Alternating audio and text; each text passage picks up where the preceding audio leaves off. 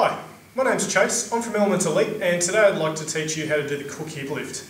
The Cook hip lift is an excellent exercise. It's basically designed so that you can target your glutes without doing any excess movement. So you've got no lumbar movement. Only the hips are going to move here.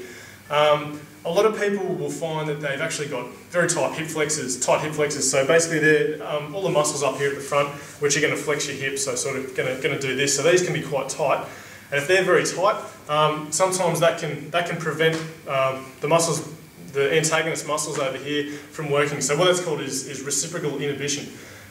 So if they're very tight, these ones aren't working really well. So for all your activities that you're doing, your glutes just aren't doing their job. So you've got other muscles sort of trying to do their job for them. So things like your hamstrings and that sort of thing. Often you can sort of put an overload on them. It's not real good. Often it puts a lot more stress on your lower back too. So this is a really great exercise. If you get a little bit of lower back pain, it can help you a lot. So really give it a go. It's quite simple. All you need is a tennis ball. Basically what you want to do, lie yourself on the ground here, just on your back. With your tennis ball, what you want to do is just sit that under you, just sort of just below your rib cage, not right here at the bottom, but just up here at the rib cage. So just by holding that there, you can get your hands then and just sort of hold onto your legs. So in this position, with your other leg, you just want that foot to be on the floor there, so in a nice comfortable position there. And all you're going to do is basically lift your hips up off the floor. So from this position here, lifting up and back down again. So you can do a few of those. Probably try about start with about five each side and see how that goes. You can increase that to sort of something like 10. What that does, it just isolates that glute muscle. So you're not, as I said, you're not using that lumbar area. So it's a really amazing exercise there.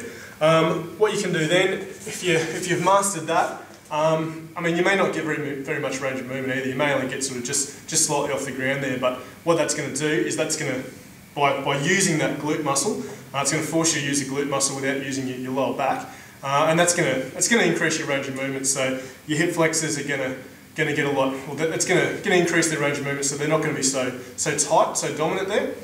So this is just a really good exercise to open them up a bit.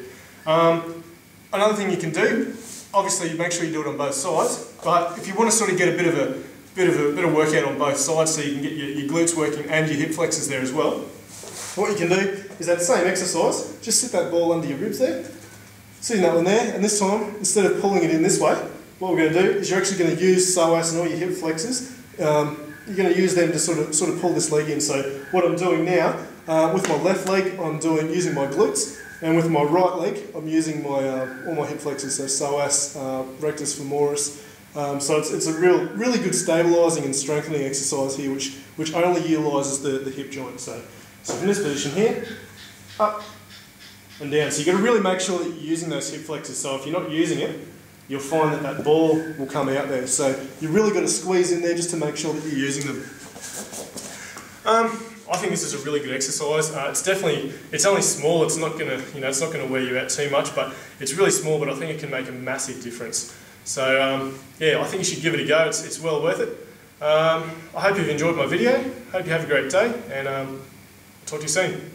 See ya.